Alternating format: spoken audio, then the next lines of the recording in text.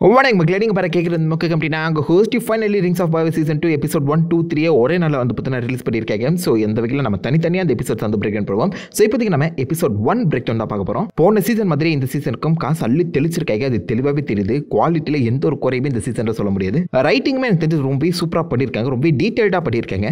நல்லா இருக்குங்க, ரொம்ப நல்லா இருக்குது. டைம் கட்ஸாக மறக்காமல் இந்த ரிங்ஸ் ஆஃப் செக் பண்ணி பாருங்க. Break down ஆரம்பிச்சிருவோமா?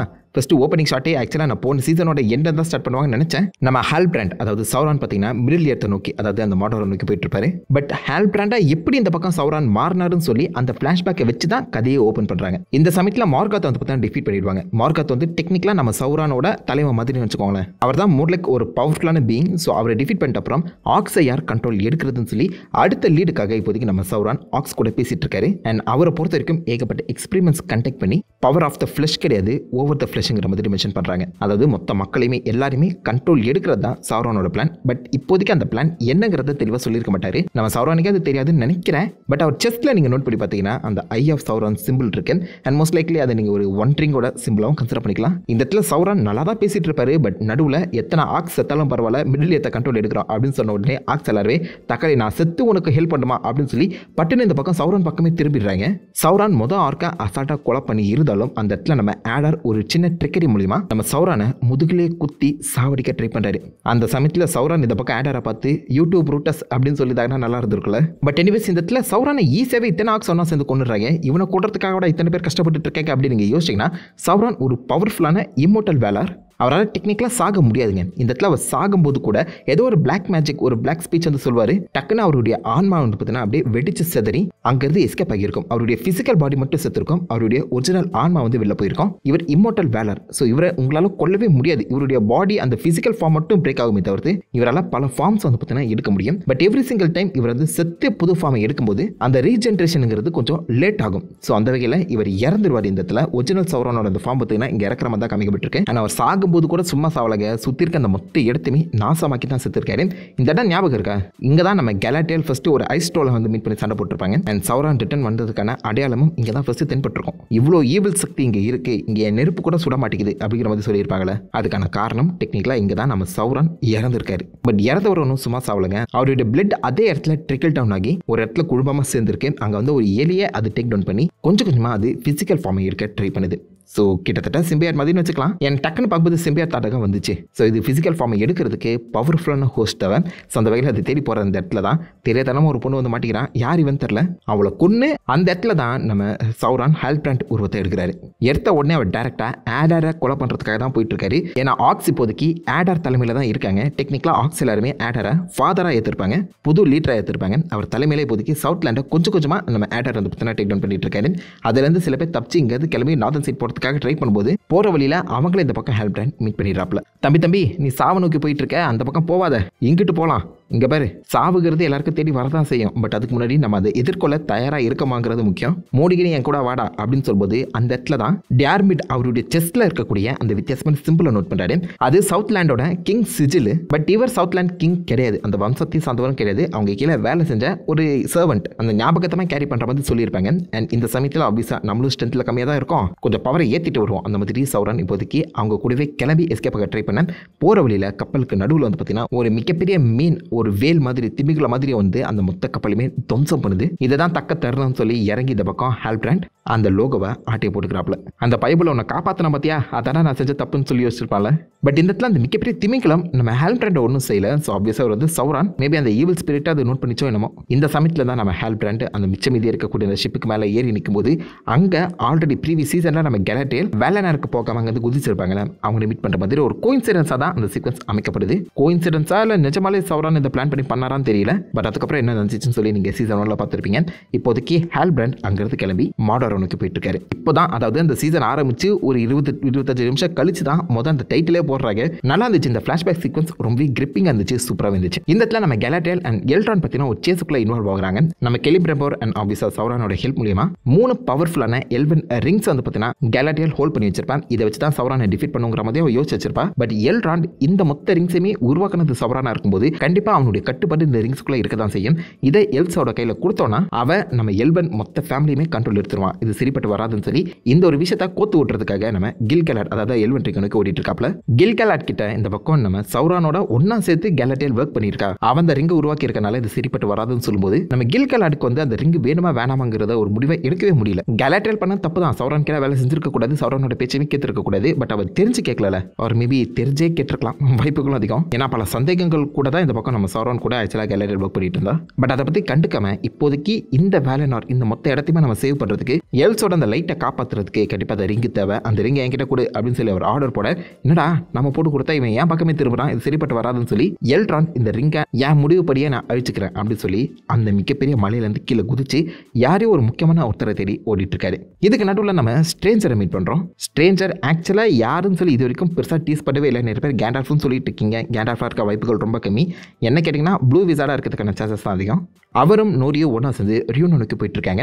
அவருக்கு இந்த ரியூன் பற்றின பல ஞாபகங்கள் வருது. பட் அந்த ஞாபகங்கள் எதுவுமே சாலிடாக இல்லை. என்னுடைய பழைய இடம், என்னுடைய வீடாக தான் அந்த ரியூன் எனக்கு ஃபீல் ஆகுது. பட் அந்த ஞாபகங்கள் எனக்கு இல்லைங்கிற மாதிரி அவர் நோரி கிட்ட ரொம்ப ஃபீல் பண்ணி சொல்லுவார். ஹோம் சிக்னஸ் மாதிரி நோரிக்குமே இந்த ஹோம் சிக்னஸ் இருக்க தான் செய்யும். இந்த சமயத்தில் யாரோ ஒருத்தங்க தங்களை ஃபாலோ பண்ணிட்டு வராங்க தெரிஞ்சு அவங்க யாருன்னு சொல்லி ட்ராப் பண்ணி பிடிச்சி பார்த்தா அது வேற யாரும் இல்லை, நம்ம நோரியோட பெஸ்ட் ஃப்ரெண்ட் பாப்பி. அண்ட் பாப்பி இப்போதைக்கு இந்த ப்ரீவியஸாக அந்த மொத்த ஹார்ஃபுட்டோட சீஃபாக இருந்த ஹேடா கிட்ட இருக்கக்கூடிய அந்த மேப்பை கொண்டு வந்திருப்பான். ஏன்னா இவங்க டெக்னிக்கலாக இந்த ஒரு மிகப்பெரிய இடத்துல மாட்டிருப்பாங்க, லூப்பில் சுற்றி வந்துட்டு இருப்பாங்க, எங்கே போகிறதுனே தெரிஞ்சிருக்காது. ஸோ அந்த மேப்போட ஹெல்ப் மூலிமா இப்போதைக்கு நோரி, பாப்பி அண்ட் ஸ்ட்ரேஞ்சர் 3 பேருமே ரியூன் கிட்ட வந்துடுறாங்க. பட் ஆக்சுவலாக பாப்பி மட்டும் இவங்களை ஃபாலோ பண்ணல, இவங்க கூடவே என்னோட குரூப்பும் ஃபாலோ பண்ணிட்டு வராங்க. லைக் ஒரு மிகப்பெரிய சோல்ஜர் கூட்டம் மாதிரி தெரியுது. அந்த சிஜிலை பார்க்கும்போது நிறைய பேருக்கு சௌரானோட ஆர்மி மாதிரி ஃபீல் ஆகலாம். பட் அது ரியூன்ஸோட சோல்ஜர்ஸ். பட் இந்த இடத்துல அந்த ஸ்டார்ஸோட அர்த்தம் என்னன்னு சொல்லி தேடுறதுக்காகவே ஸ்ட்ரேஞ்சர் இந்த இடத்துல வந்திருப்பாப்ல. அவருடைய கதை இந்த எபிசோட் அவ்வளோதான் முடிஞ்சிருக்கும். ஸோ இது தொடர்ந்து நம்ம ஹால்பிராண்ட் இப்போதைக்கு மாடருக்குள்ள வந்திருந்தோம். அவர் டெக்னிக்கலாக ஆடரை கொண்டு இருக்க மாட்டாரு, ஆடரை கொண்டு அந்த இடத்த வந்து டேக் ஓவர் பண்ண மாட்டாரு, தன்னை தானே சாக்ரிஃபைஸ் பண்ணிப்பாரு. அதாவது நான் இந்த சவுத் லேண்டர்ஸோட கிங் தான், என்ன கண்ட்ரோல் எடுத்துக்கோங்க, என் சவுத் லேண்டர்ஸை விட்டுருங்க அப்படின்னு சொல்லி கெஞ்ச ஆரம்பிப்பாரு. இந்த கெஞ்சுதல் மூலியமா அவர் ஆடர் கீழே வேலை செய்யற போது ஒரு சிச்சுவேஷன் அவர் உருவாக்கிக்கிறாருன்னு சொல்லலாம். சௌரான் வந்து எந்த ஒரு வேலையுமே அவராக இறங்கி பண்ண மாட்டாருங்க, மற்றவங்களோட அந்த கண்ட்ரோல் மூலியமா தான் பண்ணுவாரு. அதை தான் இந்த இடத்துல நம்ம ஆடர் மூலியமாவும் சாலிக்கா ட்ரை பண்ணுறாருன்னு நினைக்கிறேன். ஆடரை தன்னுடைய கட்டுப்பாட்டில் கொண்டு வந்து அதன் மூலியமா ஆக்ஸை கண்ட்ரோல் பண்ண ட்ரை பண்ணலாம். ஸோ அதன்படி நான் கொஞ்ச நாள் இந்த மாதிரி கேலட்டேல் அண்ட் எல்ஸோட அந்த டீம்ல இருந்தேன். அண்ட் அவங்க இப்போதைக்கு ஏன்ஷியன்ட் சார்சரர், அதாவது சௌரான் சொன்ன மாதிரி ஒரு பவர்ஃபுல்லான வெப்பனை உருவாக்கியிருக்காங்க. சௌரான் அதை உருவாக்கணும்னு நினைச்சா, பட் இவங்க உருவாக்கி செஞ்சிருக்க அந்த காரணத்தினால ஆக்ஸுக்கான முடிவு காலம் வந்துட்டு இருக்கு அப்படின்னு இப்போதைக்கு நம்ம ஆடாருக்கே அந்த பயத்தை கொடுக்குறாரு. பக்கத்தில் இருக்க அந்த ஆக்ஸ் கூட நிஜமாலே சௌரான் ரிட்டர்ன் வந்துட்டானா அப்படிங்கிற பற்றி சந்தேகப்பட ஆடார் அதெல்லாம் கிடையாது, இவனை அடைச்சு வைங்க, இவன் வாயிலிருந்து உண்மையை நான் கக்க வைக்கிறேன் அப்படின்னு சொல்லி இவனை ஒரு மிகப்பெரிய ஓனாய்க்கு பக்கத்தில் அடைச்சு வச்சிருப்பாங்க. அந்த ஓனாயை தனக்கு போகிற அந்த சாப்பாடை வச்சு அசால்ட்டாவே இந்த பக்கம் நம்ம சௌரான் பற்றினா கண்ட்ரோல் கொண்டு வந்துருப்பாப்ல. சௌரான் ஒரு புழு மாதிரிங்க, உங்கள் மூளைக்குள்ளே போயிட்டான்னு வச்சுக்கோங்களேன், அவன் கண்ட்ரோல் வந்து உங்களால் வெளியில் வரவே முடியாது. அந்த ஒரு விஷயம் தான் இங்கே நடந்திருக்கு. அதுக்கான ஒரு பெஸ்ட் எக்ஸாம்பிள்னு சொல்லலாம். அண்ட் ஆடார் இந்த பக்கம் தனியாக ஹெல்ப் பண்ண பார்த்து நான் எப்படி இந்த சௌரான் கீழே கண்ட்ரோல் வந்தான் தெரியுமா அப்படின்னு அவருக்கான ஃப்ளாஷ்பேக் சொல்வார். அதன்படி மார்காத் வந்து பார்த்தீங்கன்னா 13 எல்ஸ் வந்து சூஸ் பண்ணியிருந்தாங்க. அதில் முக்கியமான ஒருத்தன் தான் ஆடார்.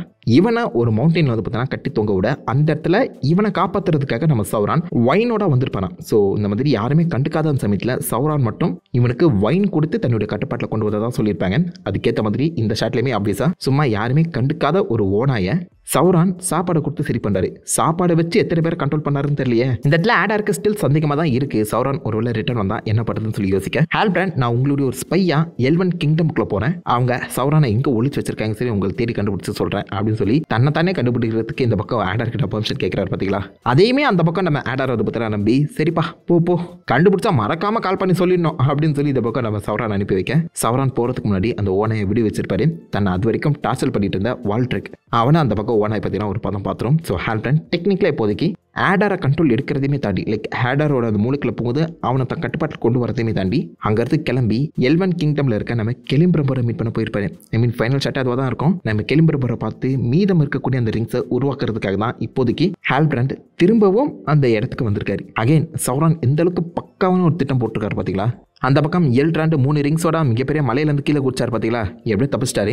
அங்கேருந்து நம்ம எல்ட்ராண்டு கிளம்பி மாஸ்டர் சர்டனை மீட் பண்ண வந்திருப்பாரு. ஸோ கர்டன் வந்து பார்த்தீங்கன்னா ஒரு ஷிப் பில்டராக சாதாரண ஒரு படகோட்டியாக தான் உங்களுக்கு தெரியும். பட் டெக்னிக்கலாக பார்க்கும்போது இவர் தாங்க ஃபர்ஸ்ட் எல்ஃபு, அதாவது ஃபர்ஸ்ட் ஏஜில் இந்த எல்ஸ் எல்லாமே உருவாக்கப்பட்டாங்களே அந்த சமயத்தில் உருவாக்கப்பட்ட ஒரு கேரக்டர். இப்போதைக்கு அவர் 3rd லைஃப்பில் இருக்காராம். மற்ற எல்ஸை காட்டிலும் மிகவும் ஓல்டன் வயசான ரொம்ப புத்திசாலியான ஒரு கேரக்டர் இவர் தான் காமிச்சிருப்பாங்க. அண்ட் மற்ற எல்ஸ் யாருக்குமே தாடி இருக்காது, இவருக்கு மட்டும் தான் தாடி இருக்கும். பார்த்தா தெரியும் உங்களுக்கு.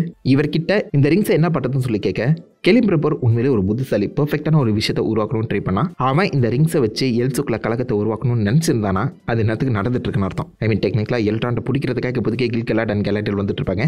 ஆல்ரெடி இந்த எல்ஸுக்குள்ள ஒரு கலகம் உருவாக்கி இருக்குன்னு அர்த்தம். இந்த ரிங்ஸ் அழிக்கப்பட்டுச்சுன்னா இந்த எல்ஸ் எல்லாம் திரும்ப வேலை நேரத்துக்கு போக முடியாத ஒரு சிச்சுவேஷன் ஏற்படலாம் அப்படின்னு சொல்ல, எல்ட்ரான் எல்ஸ் இனமே அழிஞ்சாலும் பரவாயில்ல, இந்த மாடர் இந்த மிடில் கியத்தை நான் சௌரான் கீழே கொடுக்க மாட்டேன். அந்த ஒரு விஷயத்தை இந்த ரிங்ஸ் அழிக்கிறது மூலியமா தடுக்க முடியும்னா அதை தியாகம் செய்யவும் நான் தயாரிக்கிற மாதிரி சொல்லும்போது இந்த இடத்துல கேர்டனுக்கு உண்மையிலே ஒரு நல்ல அரசன் மாதிரி பேசுறா, பண்ணி உங்க அப்பா மாதிரியே இருக்க அப்படின்னு சொல்லி அந்த ரிங்கை அழிக்க அக்செப்ட் பண்ணிக்கிறாப்ல. ஸோ இந்த சமயத்தில் நம்ம கேலாட்ரியல் அண்ட் கில்கலாட் கெலிம்பிரபருக்கு ஒரு ஓலை அனுப்புவாங்க. ஹால்பிரானை நம்பாதீங்க, அவதான் உண்மையான சௌரான்னு சொல்லி ஒரு ஓலை அனுப்புவாங்க. ரொம்ப லேட்டா இந்த பக்கம் சௌரான் ஆல்ரெடி கெலிம்பிரபர் ரிமீட் பண்ண கிளப்பிட்டான். நீங்க வேற ஆல்சோ ஆப்வியஸா நம்ம எல்ட்ரான் பாசிபிளி மாஸ்டர் கேர்டன் கிட்டலாம் இருக்கணும், அந்த நல்ல புத்திசாலி கிட்ட தான் ஏதாவது அட்வைஸ் கேட்க போயிருப்பான் அப்படின்னு அந்த இடத்துக்கு வந்துடுறாங்க. நம்ம கேலாட்டியர் மட்டும் தனியாக எல்ட்ரான் மீட் பண்ணி இந்த மாதிரி அந்த ரிங்ஸ் என்கிட்ட கொடுத்துரு, அதை வச்சு நம்ம சௌரானை அழிக்கலாம் அப்படின்னு சொல்ல, அந்த ரிங்ஸ் பாசிபிளி சௌரானோட கட்டுப்பாட்டில் போட்டுச்சுன்னா மொத்த மிடில் இயர்த்தே அழிஞ்சு போயிடும், அது பரவாயில்லையா உனக்குன்னு சொல்லி பேசிட்டே இருப்பாங்க. அண்ட் இவ்வளோ நேரம் நம்ம எல்ட்ரான் பார்த்தீங்கன்னா பேசி டைம் வேஸ்ட் பண்ணியிருப்பாரு. காரணம் மாஸ்டர் கேர்டன் அந்த ரிங்கை வேற ஒரு பயங்கரமான இடத்துல மொத்தமாக அழிக்கிறதுக்காக படகுல போயிட்டு இருப்பாரு. அவ்வளோதான், உன் கண்ணில் இனிமேல் அந்த ரிங்கு படவே படாது, அந்த ரிங்ஸ் அழிஞ்சிச்சுன்னு நினச்சிக்கோ அப்படின்னு இப்போதைக்கு நம்ம எல்ட்ராண்டே ஆப்வியஸாக அந்த கில்கலாட்கில் சரண்டர் ஆகிறாரு. பட் அந்த ரிங்கை அழிக்க போன மாஸ்டர் கேர்டன் திடீர்னு ஒரு அலையில் சிக்க அந்த ரிங்கு கீழே வந்து ஒரு கால் பண்ணுற மாதிரி தெரியுது. எடுத்து பார்த்தவரு இவ்வளோ பவர்ஃபுல்லாக அந்த ரிங்கு அப்படின்னு சொல்லி அந்த பவரில் விழுந்துடுறாருங்க. இந்த பக்கம் எல்ட்ராண்டை பார்த்த நம்ம கில்கலாட் நம்ம எல்லாரும் உடனே இங்கேருந்து கிளம்பி ஆகணும், ஏன்னா லைட்டு கொஞ்சம் கொஞ்சமாக அழிஞ்சுக்கிட்டே இருக்கு, இப்போ நம்ம கிளம்பலனா வேலை நடக்குள்ள போகவே முடியாது, இங்கேயே மாட்டிப்போம் அப்படின்னு சொல்லி முடிக்கல. அந்த இடத்துல கேர்டன் அந்த ஃபயர் ரிங்கோட வராரு. கெலிம்பிரபர் உருவாக்குனதுலேயே பெர்ஃபெக்டான ஒரு விஷயம் இதுதான். இதை எல்டார் லைட்டை வந்து பார்த்தா ரிட்டர்ன் பண்ணோம் அப்படின்னு சொல்லி மிச்ச 2 ரிங்கை இந்த பக்கம் கில்கலாட் கிட்ட கொடுக்க நம்ம எல்ட்ரான் கத்தி கில்கலாடே பயமுறுத்திடுவாரு. கையில் இருக்க அந்த வாட்டர் ரிங் கேலாட்ரியல் காலில் போய் விழுந்துரும். கில்கலாட் மிச்சம் இருக்க அந்த ரிங்கை போட 3 ரிங்கோட பவர் இப்போதைக்கு எல்டாரோட அந்த லைட்டை ரிட்டர்ன் பண்ணிது. அந்த இன்ஃபெக்ஷனை கம்ப்ளீட்டாக ஓடிச்சுது. எல்ட்ரானுக்கு ஸ்டில் மனசு கேட்கல, பட் இருந்தாலும் இது சௌரானோட கட்டுப்பாட்டில் இல்லாத ரிங்குங்கிற ஒரு விஷயத்தை மட்டும் பிடிச்சிக்கிட்டு அங்கே கிளம்பி போயிடாரு. எல்ஸுக்கு அந்த ரிங் மேலே நம்பிக்கை வருதுன்னு சொல்லலாம். ஒரிஜினல் பார்க்கும்போது இந்த எல்வன் ரிங்ஸ் எல்லாத்தையுமே கடைசியாக தான் உருவாக்கி இருப்பாங்க. கெலிம்பிரபர் சௌரானுக்கு தெரியாம தான் அந்த ரிங்ஸ் உருவாக்கி இருப்பாரு. பட் இந்த சீசன்ல அது கொஞ்சம் மாற்றி சொல்றாங்க. பட் எனிவேஸ் ரிங்ஸ் இப்போதைக்கு எல்வன் ஸ்கைல இருக்கு. அதே மாதிரி புது ரிங்ஸை உருவாக்குறதுக்காக சௌரான் இப்போதைக்கு கெலிம்பிரபர் மீட் பண்ண வந்திருக்காரு. இதுக்கப்புறம் என்ன நடக்க போகுதுன்னு நம்ம செகண்ட் எபிசோட்ல பார்ப்போம். அகைன் ஒரு தரமான எபிசோட், பட லெவலுக்கு செலவு பண்ணியிருக்காங்க, பார்த்தாலே தெரியுது. ரைட்டிங் அண்ட் எமோஷன்ஸ் கூட சூப்பராக இருக்கீங்க. டைம் இருந்தால் மறக்காம இந்த ரிங்ஸ் ஆஃப் செக் பண்ணி பாருங்க. இந்த சீரிஸை ஃபாலோ பண்ணுறவங்க கொஞ்சம் மறக்காம காமெண்ட் பண்ணிட்டு அந்த லைன் தட்டி விடுங்க. நான் உங்களை நல்ல ராசமான வீடியோ மீட் பண்ண இருக்கேன். Have fun guys. வாட்டர்